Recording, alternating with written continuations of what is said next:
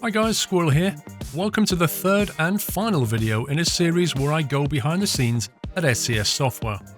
In this video, we'll dive deep behind the scenes and speak with the talented individuals who create the games we play. If you missed part 1 or 2, all videos are linked in the video description. Hi. Hi. Can you tell us what's your name and what do you do? My name is Hynek. Probably more people know me as a SWAT on forums, and I am a vehicle team lead, so we are kind of responsible for whatever has wheels in our game, and Okay. that's what guys here work on, and that's where we try to push our game into the future. Okay, that's all the trucks and all the trailers and everything. All the like trucks, all the trailers, all the AI, whatever has wheels, whatever is cargo, that's probably going through our department, and we work on it. So all the double trailers that came in, all the triples, you guys built all of that? That's all what had to be created here and then plugged in the game in physical department and other stuff, but we kind of do the graphic stuff and communicate with the rest. So you're the modeling team, basically? Yeah, the modeling team and sometimes the game designing team as well, because we bring the ideas as well, and we try to push them, as each team here has their own ideas where they would want to move the game. Then we want to move it more in a tracking direction. And so you all sit in a room and argue? Oh yeah, well that's how the development works. So there are just parties and they want what they do to represent best in the game. Sure. So, well, as you can see, this is the latest stage of our track creation pipeline. This whole hedgehog of locators is, well, because we try to make the track as customizable as possible. So right now what you see is everything in one. There are basically both Scanias, the S and R, and all the chassis. As you can see, I can isolate from all the models, from all the parts, just one track, but as you can probably see here, this is the whole complexity of the scene, and this is all the variants and all the parts which make one track. And it's pretty complex. Yeah, right now it's getting to be a bit of a puzzle. So huge amount of customization on the Scania. Well, that's because we got all the references and we kind of pushed our pipeline even a bit forward. So we again changed the pipeline. We moved back from the normal maps and we focused more on polygons and modeling. So most of the track is really modeled. We do use normal maps just for some smallish details. And we try to keep it in geometry as much as possible, because the customization then gets much easier. So all those little green arrows that we see sticking out the front, what are they all doing? They're mostly, some of them are the locators for the accessories. This is the green arrow on which is the bull bar. Also, the most of those arrows are the customizable parts. Some of them are kind of logical parts of the truck, which like here, this is the fifth wheel hook, so that's the point where the trailer gets hitched to. So, and all of these are basically the inner working of the truck. All of them have some meaning. They are toys, they are locators for the GPS, for all the cabin toys. So mostly they are where the upgrades get put, but some of them are license plates, and some of them are, is not in this scene, but in older tracks, some of them are lights, some of them are flares. So basically everything what the engine then creates in the game. I am Martin, one of many of Martins in this office. I noticed there's a few Martins. And I am physicist, and I am doing everything about physics in our game. Okay, so you're a coder. Yeah, I'm coder, but coder specialist, because I'm not so good like other guys which are coding, but my specialty is physics. So my first work is understand and develop physics problems and apply it to code. So it involves suspension, driving, and other things like collisions and whatever. Pretty intense physics, I would have thought. So all that code that I can see behind you then, yeah. is that all C++? Is that is C++? C++. So I can imagine that gets pretty sophisticated when you're having to build all of this physics into the game. Yeah, it's a bit of alchemy actually, because there are a lot of constants that you have to fit precisely, otherwise the other thing just all thing just explodes. Yeah. So what you see in the game, it's like perfectly fit sequence of some constants. So when you added double trailers, because the game only added like a single trailer for many years, when you added double trailers, was it you guys that was basically doing all that behind the scenes? Yeah, definitely. Yeah. And these are also common for both games, because now we have double trailers in both games. Do you have to write all the physics, like for the engines and the transmissions, the different gearboxes? Do you have to get into the code to build all that as well? I'm just wondering how detailed it's modeled from the engine's power being converted into, Yeah, it's quite detailed actually. It's more realistic that you would expect, and certainly more realistic that the engine of some other car simulators, because we actually have some code simulating engine and simulating like all the parts of the engine. They are in the code. It's not cheating. Right. So it's all being modeled under the hood kind of thing. I can say it's an actual engine in the code. My name is Matěj, Ondřej, and I'm a musician and sound engineering in SCS Software. So you're responsible for all the sounds that we hear, Absolutely. from the trucks and all the music, Tracks, ambient, all sound effects. sound effects. So very important then. Yeah, And you're the only guy that does it. only one. Fantastic. All right, so what are we looking at here then? This is just a game, so you're going to show us how the sound is generated? Yes. Is this the new Scania, by the way? This is by the way, yes, it's new Scania V8 at the moment, actually, and sounds. So we can make this one. So Right. there is a chart of sounds, all sound layers. So on the top, that's the RPM. On the top is RPM. Okay. And what are all the numbers. different colored lines then? And different lines. There is also some info, like I don't know, yellow is normal sound, loaded is blue, no fuel is green, and exhaust is red. It's different. There is a different layers for every sound, every special sound. Like I don't know, exhaust. There is a microphone near to exhaust. Okay. And I don't know, no fuel. It's close to engine from back. Okay. So what you did was you took microphones to Scania in the truck and you positioned them in different places and then rev the engine and you recorded all the different sounds. Absolutely. And we recorded the sound. We recorded in the some range. I don't know, from 300 to 700 is first, and second is one. Great. And what's the second graph? Second graph is sounds of surfaces like asphalt, dirt, grass. I don't know, what is it? Rumble stripes. Oh right. Same sound. It's dependently I'm not gonna say to speed. There is a speed. Okay. So the faster you go, the bars all change, and then after like 110, it just flatlines out. Same because there is a volume. Maximum is volume. Okay. The same here is volume.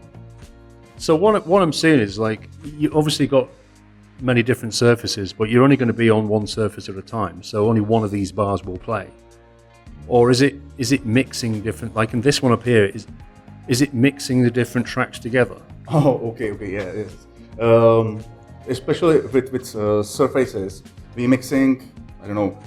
Right wheels go to grass, left wheels go to asphalt, and we're mixing 50% grass, 50% asphalt. Awesome.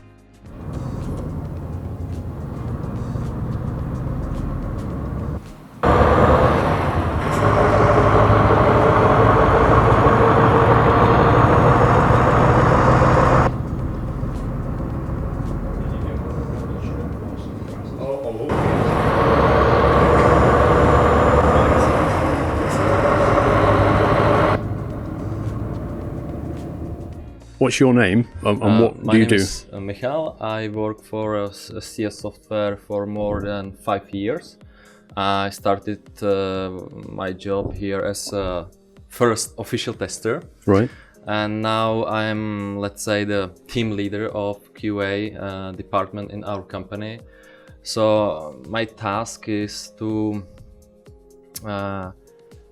be responsible for bringing the game in the best quality to the players. You keep the standards up. So what are you working on at the moment then? I'm running American Truck Simulator in New Mexico. I was just driving in the game and I noticed some bug with changing level of details on the AI trailer. Because I don't know if it will be visible on the camera, but that trailer has a problem. As you get nearer to it, it gets darker, doesn't it? Yeah. Yeah. So I made the screenshots, checked the version which I'm testing right now, and prepared or created the final screenshot, which I put to the report. So you basically log that as a bug now, send it off to the developer. Yeah. Into the right team, presumably, and then they deal with the bug, comes back, and then do you retest it? We pay attention especially to the crashes. Yeah, for example, if there is some bug, when the game can crash, we always retest the fix because we have to be sure that the fix will clean the game and the crash will disappear. Yeah. But for example, that one, it's not necessary to test because we have more important problems which we have to check. Like a higher priority issue. Yeah, it's about the priority. My name is Ondřej, in English Andrew, and I'm a map lead on American Truck Simulator. So we are the environment guys. We create the maps, the world, from the assets that the graphics guys provide us. How big is this team? This team, right now we are 9 people. Like 2 guys joined us just last week. So yeah, 9 people right now. But we created the New Mexico in a team of 7 or 6. We had some people coming in and out. So. What was it like creating New Mexico? Was it a challenge? Yeah, it's challenge as every state because we are trying to do new stuff, lots of new stuff, because we have to like push forward the ideas. So yeah, the biggest challenge was to capture the whole spirit. Yeah. Because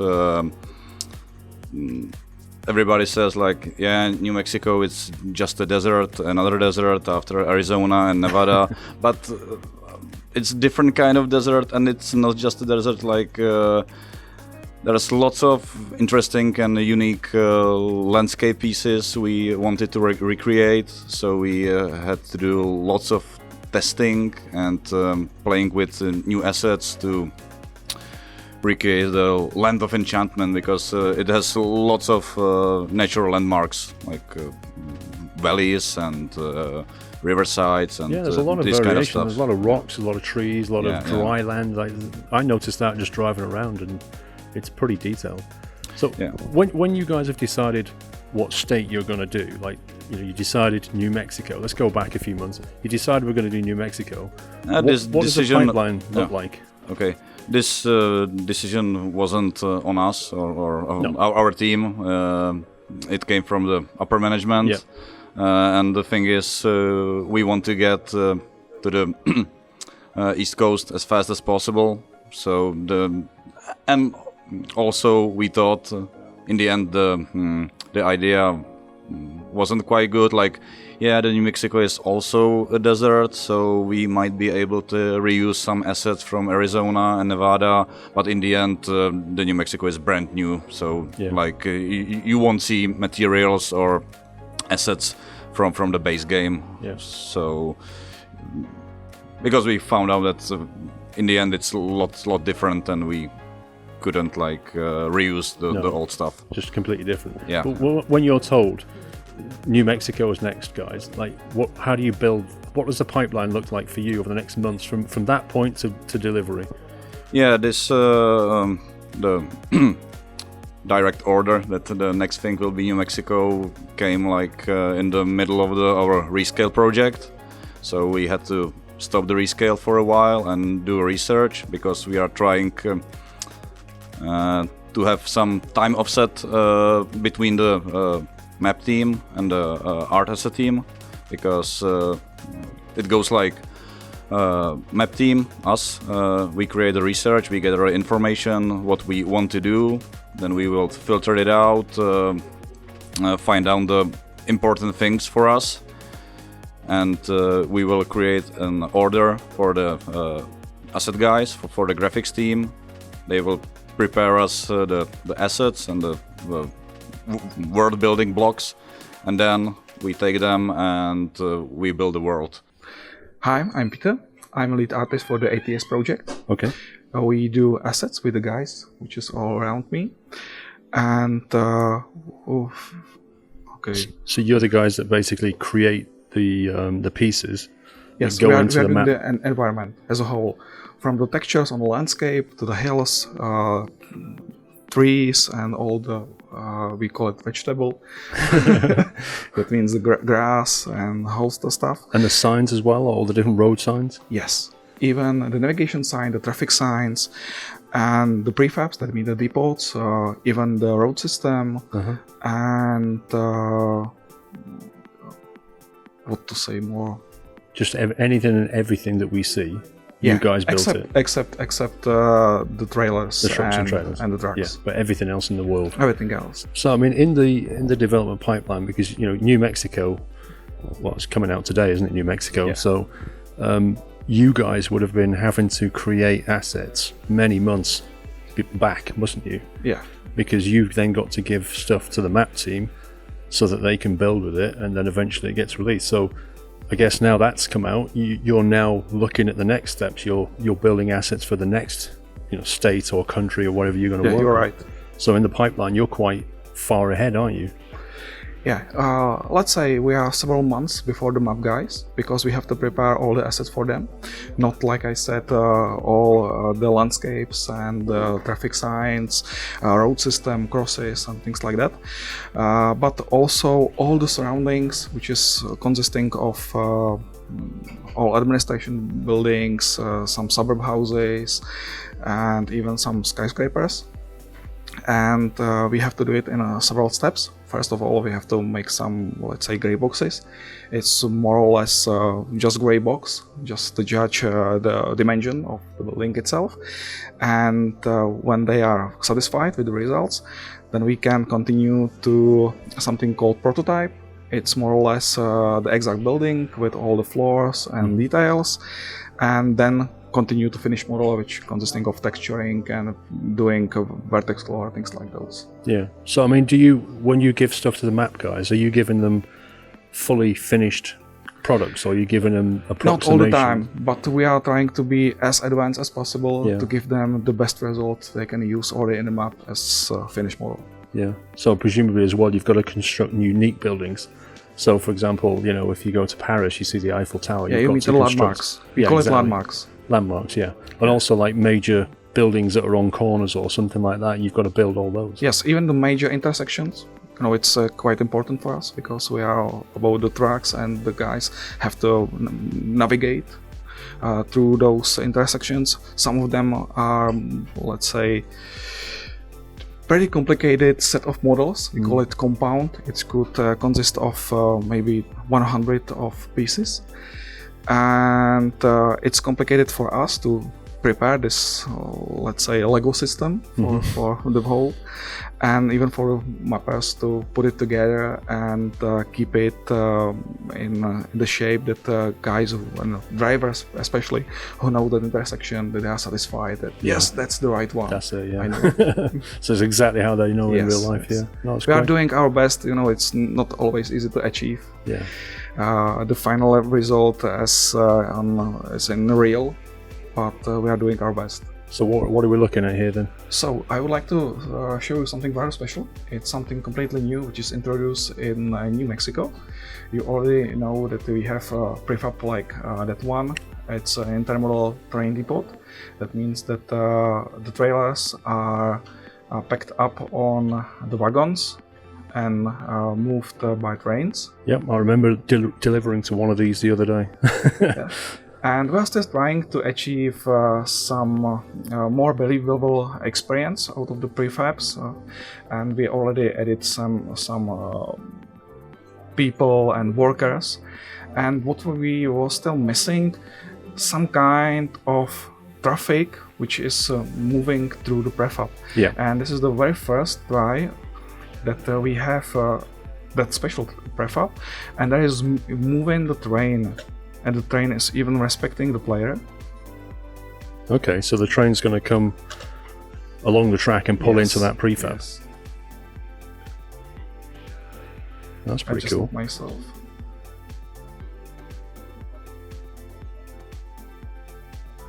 As you can see, how it's coming to prefab. The player is capable of moving on a prefab as a whole.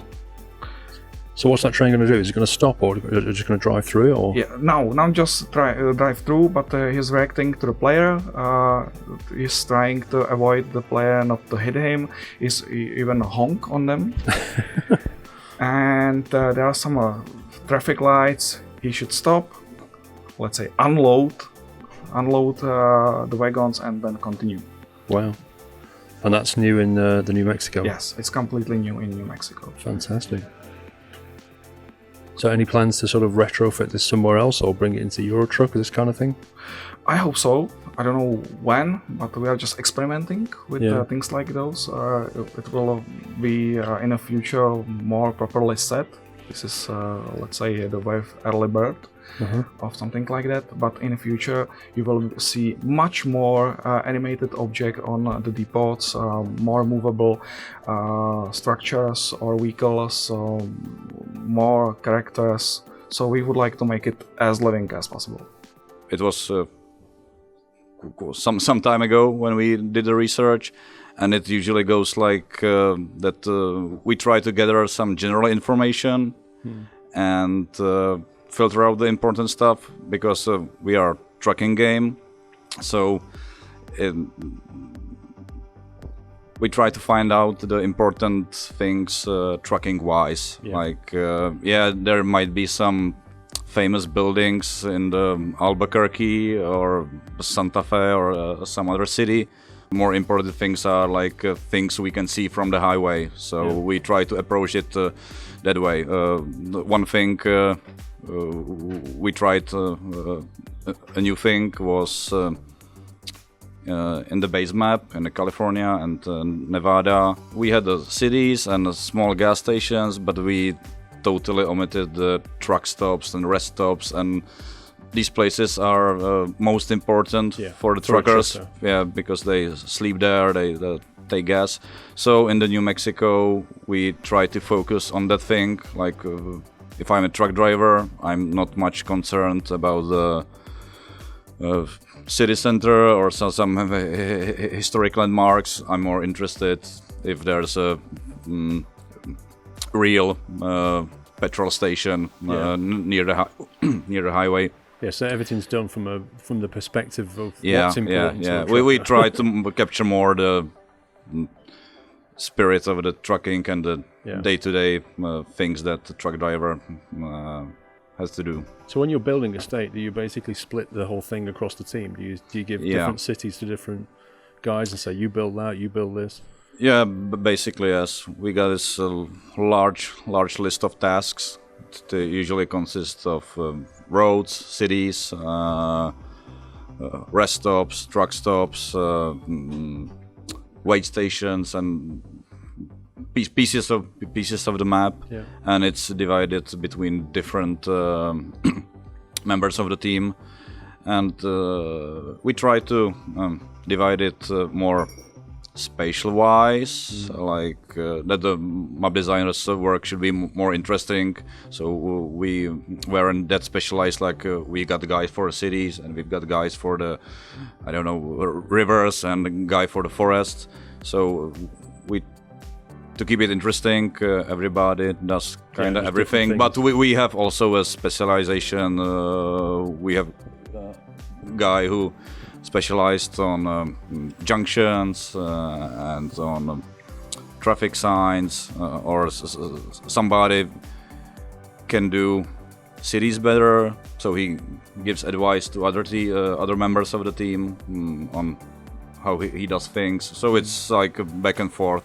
So I'm Ilona from Úvod Map Designers team from SCS Software. Great. Yeah. So how big is this team? It's about 12 people approximately. Is it just a Euro truck or an American truck as well? Or? This is just a Euro truck. Okay. American truck is in a different part of our offices. So have you guys been working on the new Italy DLC? Yes. Okay. And can you show us how it's all put together? Yes. I can show you just some stuff which I made. This place is city Pescara from Italy. And that's the city on the right. Yeah? Yes, here you can see I have from just maps like on Google Chrome, and here we have our editor, and here is the city which is almost ready. So is this how you start doing the work? Like if you want to build a new city, you come to Google Maps, look around, yes, go street view, see what kind of buildings you've got. Exactly, this is how we do it. It's just the I don't know, industry part with logistics and stuff. So just a part of the city. So you start by putting the roads in. Yes. Then you drop the buildings. What's all these different dots we can see? These different lines. Okay, so I would really like to start like from the beginning, but it will be for so long time. So yeah, the short version. I don't even know how to start. So the first thing is that we just place a road. Yeah. And with the road you can already put some terrain around. Right. Then you can see if everything fits, if there are no holes there or anything, any bugs or something like that. So you can start to put there those buildings, houses, I don't know, some trees and other buildings. Maybe some tram around. So, what you've done is taken assets from the assets team that they've given you, and then you kind of drop them into place. Yes, like the asset team prepared those buildings and everything which we need, like quite a time before. Yeah. So there must be some research first. Yeah. So we already have this prepared, so we can just lay it down and put everything. Okay. There. What's the most challenging part of your job, do you think? Probably to make it nice, but I don't know how to say it properly, cheap. Yeah. So you can run it perfectly for most of the computers. Yeah, I see what you mean. Like, keep so, the frame rates high. Yeah, I would really love to put there so many houses as I want it and I like it, but it will be so much. Yeah. So I must just to do it. Our world basically isn't like mesh based, or for example, in games like Far Cry or GTA, there's lots of individual meshes, and the terrain is one great mesh, and you can sculpt things. And our world functions differently. It's usually this group of small dots, nodes. We call them nodes, and each node represents a different kind of object. Okay. And lots of stuff is generated parametrically. For example, terrain. It's not just it's not standalone mesh. We don't store like information about each polygon of each piece of geometry, but it's more parametric it's defined by math. I have two nodes, they are connected by some curve, and from that curve is generated another curve, and that curve has information about what material it uses, and yeah, it's just a bunch of nodes carrying different information. So that here. piece of highway there, was that originally a straight piece and you just bent it into shape? Yeah. So you can basically it's like connect it any way you want. Like city skylines, you can do that. You can take a piece of highway and just bend it. Yeah.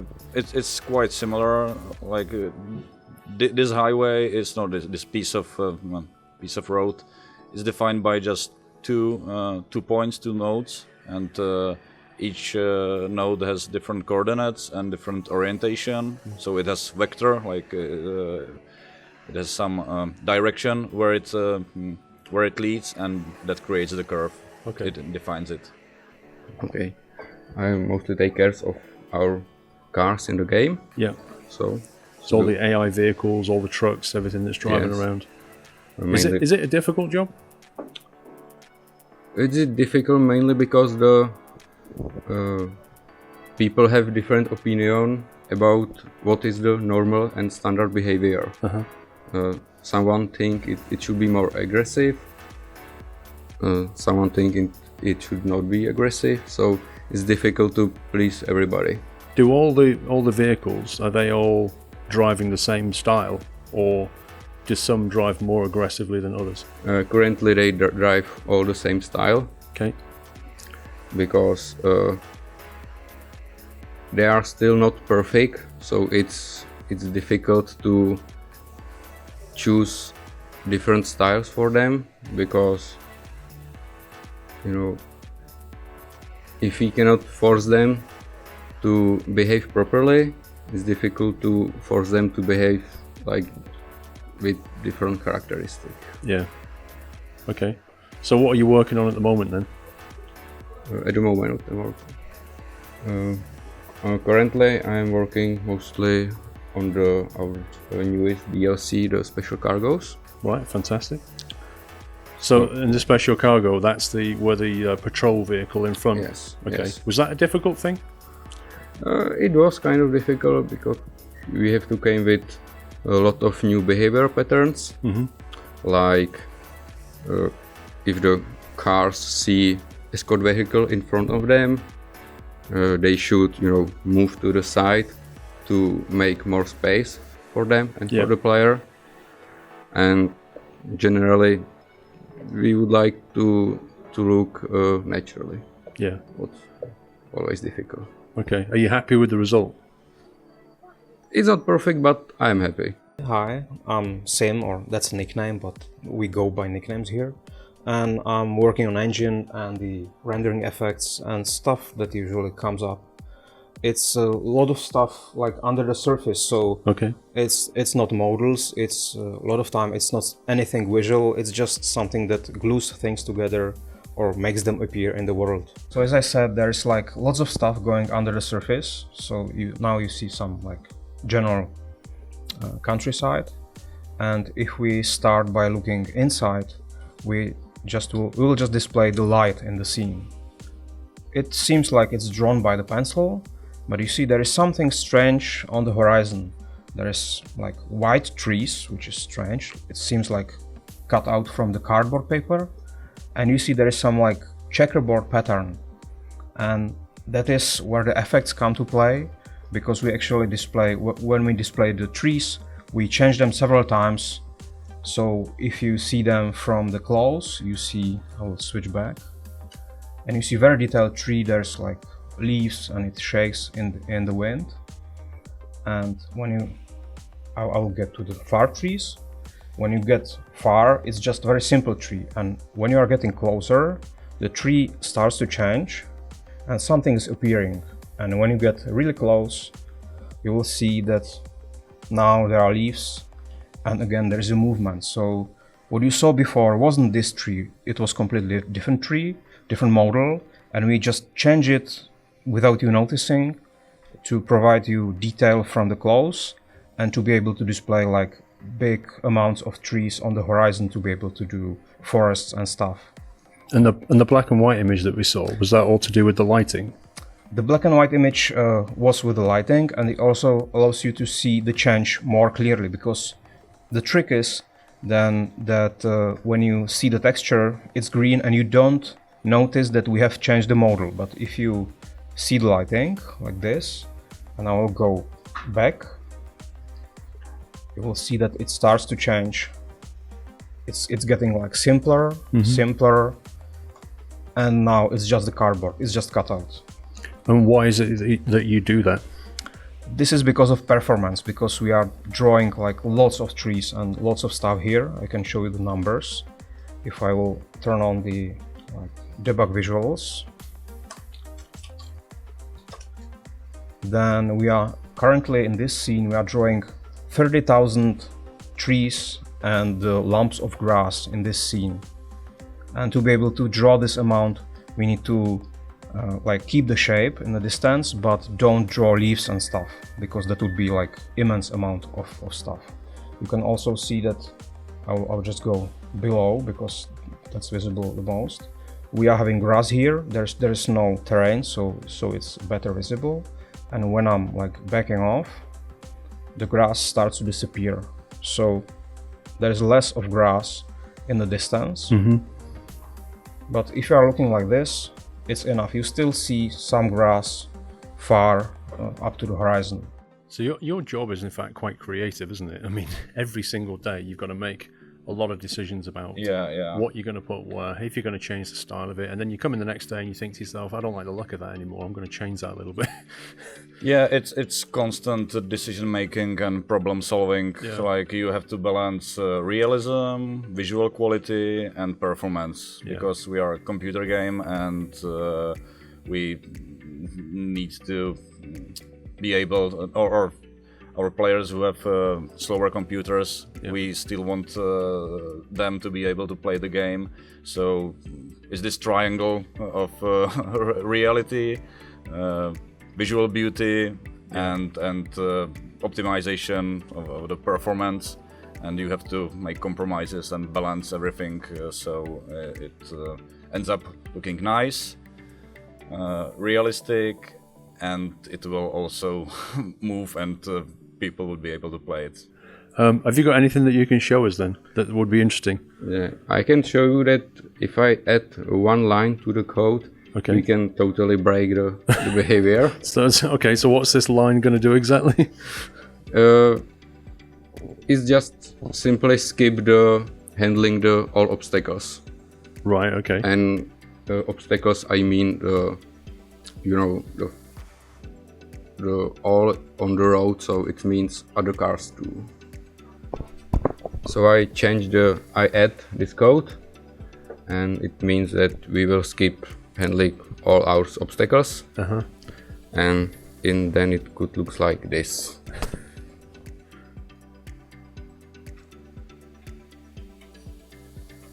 Oh wow, look at that. So they're not checking for each other, they're just driving into each other now. Exactly. So it looks like that junction in Paris, doesn't it? You know, the little round one where they all just smash into each other. Oh, you should make that an option in the game. Just for giggles. That concludes the set of videos looking at how SCS Software makes their games. I'd like to extend my thanks to Pavel and the talented team at SCS for inviting me to Prague for their 20th anniversary celebrations and allowing me to go behind the scenes. I hope you enjoyed the videos. Take care and happy trucking.